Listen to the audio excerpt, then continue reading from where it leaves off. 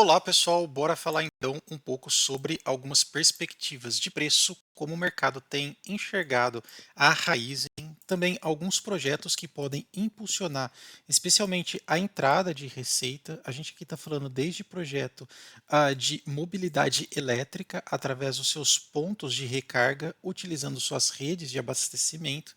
Também falando aqui sobre inauguração de terminais de combustível, que só na ordem de receita de recolhimento de ICMS é de 1,2 bilhões, e também plantas de biometano, onde praticamente todas as receitas ou aqui a produção já está vendida para grandes grupos empresariais. Então são bastante movimentos aqui que a Raizen tem feito, não só para poder melhorar seu caixa. Sabemos que hoje ela é uma empresa que tem um determinado dívida, né, um determinado nível de dívida acentuado por conta de todos esses investimentos.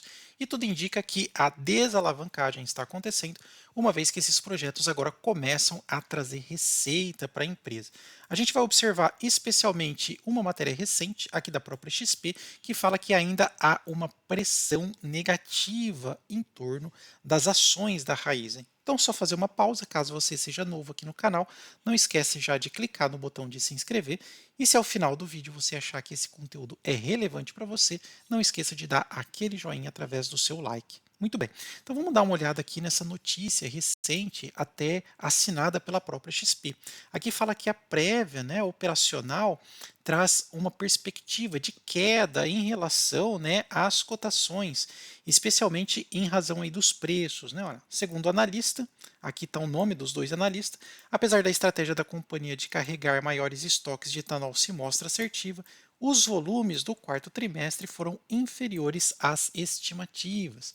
Sim, a própria Raízen tem aqui alimentado especialmente os seus estoques de etanol para poder fazer aquela calibração do preço, né? Uma vez que o preço está em baixa, eles querem vender quando o preço começar a subir, a aumentar.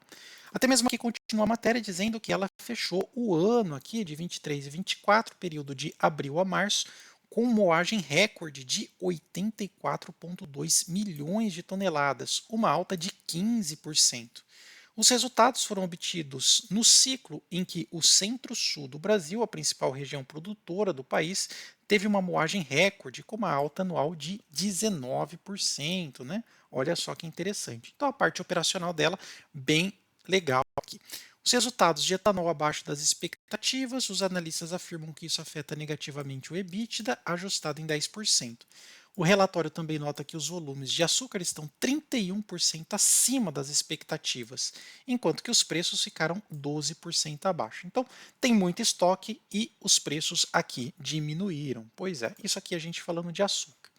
Outro ponto, acreditamos que os estoques de etanol devem permanecer altos e com o início da temporada de moagem tem uma participação maior do etanol. A estratégia de comercialização será fundamental para os resultados.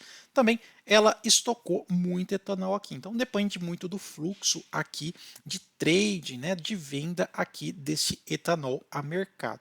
Uma coisa que a Raizen sempre especialmente nos últimos anos, né, vem chamando a atenção, é um pouco a sua dívida, né, a sua infraestrutura de endividamento. Eu observo aqui, eu até quero compartilhar com vocês algumas novidades, né, especialmente aí quando a gente vê na parte de notícias, alguns movimentos que são interessantes da Raizen. Observem, por exemplo, ó, aqui tem uma operação que está inaugurando de biometano aqui próximo, né, em Piracicaba. Dá só uma olhada, né? Aqui fala o seguinte, olha.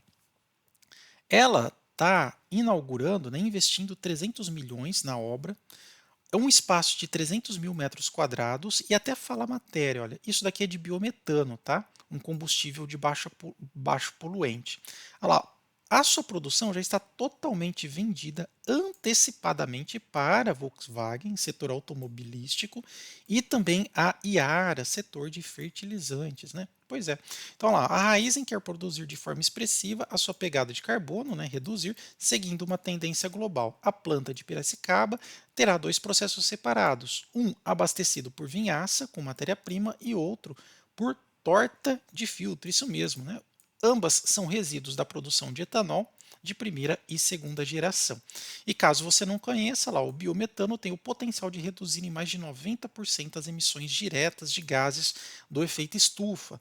A meta até 2030 é que o grupo tenha 39 plantas de biogás em operação, sendo que 70% da produção será feita a partir da vinhaça e 30% dessa torta aqui de filtro, né, que seria a biomassa, né, resíduos aí da moagem de cana. Então, uma coisa que a gente pode observar, né, só resumindo aqui, uma participação bem interessante em novas frentes, especialmente parte energética de biometano.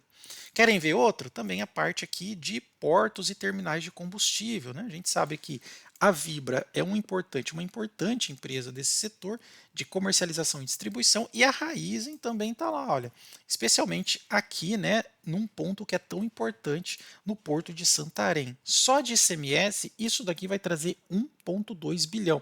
Então imagine a receita gerada, né?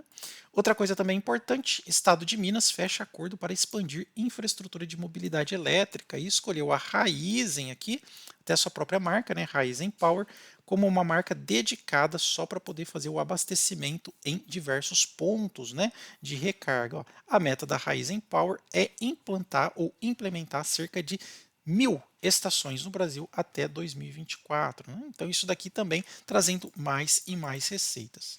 E quando a gente finaliza aqui a parte de receita, você conhece essa rede de supermercado OXXO? Pois é, se você talvez já tenha andado, especialmente ali cidades de São Paulo, né, você vai saber que a OXXO ela está em praticamente todas as esquinas, né? E isso daqui também é uma joint venture, né? Isso daqui é uma empresa mexicana que tem como pilar de construção uma expansão em bairros, trazendo um mercado pequeno próximo dos seus consumidores, e a Raizen também tem uma participação interessante nisso. Pois é, você já visitou uma dessas redes? Coloca aí no campo dos comentários.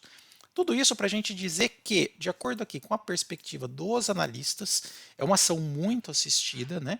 Hoje ela está sendo cotada a R$ 3,07 e a perspectiva de preço-alvo médio é de R$ 5,86. Isso daqui representa uma alta absurda do ponto de vista dos analistas.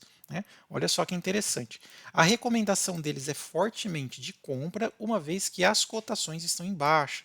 Então aqui é o contraciclo, né? Então, aqueles que estão tentando encontrar bons momentos, né, estão enchendo o carrinho aí de ações, especialmente porque ela está bem abaixo das média móveis, né, tanto de 50 quanto também de 200 períodos. Isso a gente pode observar no gráfico.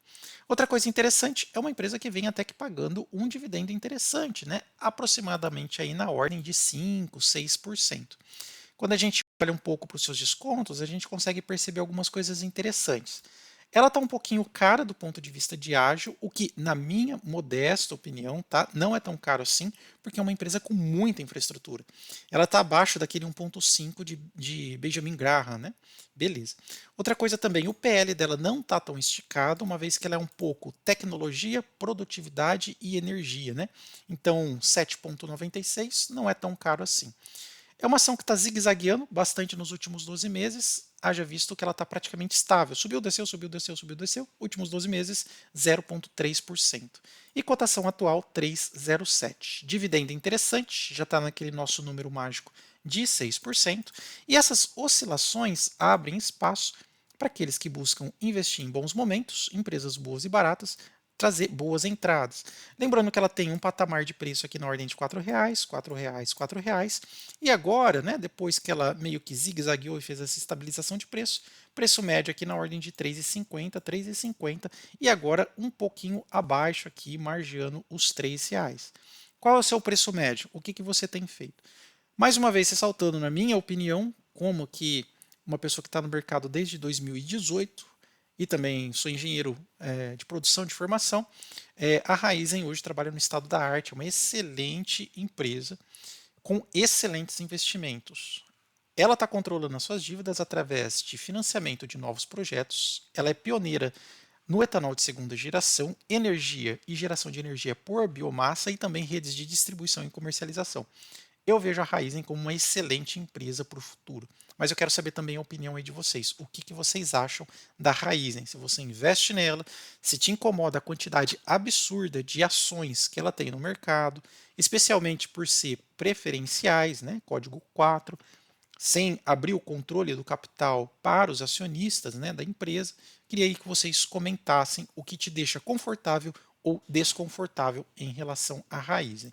Quero mostrar aqui para vocês no nosso painel inteligente como é que está na perspectiva de valuation a Raizen, né? Se ela está cara ou barata do ponto de vista de Joel Greenblatt e Benjamin Graham. Então, só quero colocar aqui, vou compartilhar com vocês, deixar no modo apresentação, e eu quero saber aqui se ela está cara ou barata. Vou pegar aqui código raiz 4, bem simples, só digitar.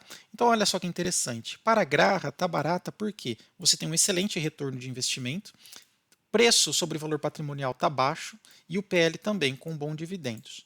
Para a Greenblatt está um pouco cara. Por quê? Porque essa relação de PL versus preço sobre valor patrimonial está batendo nas margens de segurança. Ok? Para a Graha aqui, como ele leva em conta, né? Só desenhar aqui o VPA vezes LPA vezes, né? O máximo 15 de PL vezes 1,5, né, que seria o máximo de preço sobre valor patrimonial, tudo isso vezes e você tira a raiz, essa equação complexa dá esse preço justo aqui de Benjamin Graham.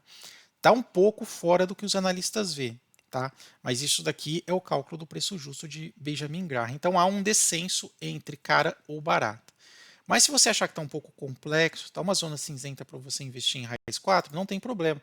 Esse painel aqui, olha, usando lógica de mercado, ao alcance de 2 cliques, você consegue filtrar somente as ações que são consenso dos dois pais do valuation aqui do mercado. Pegar barata de Graham e barata de Greenblatt, pelo menos 72 ações que vocês podem aí fazer o estudo para saber se compensa ou não de acordo com os dados numéricos de mercado e também de valuation.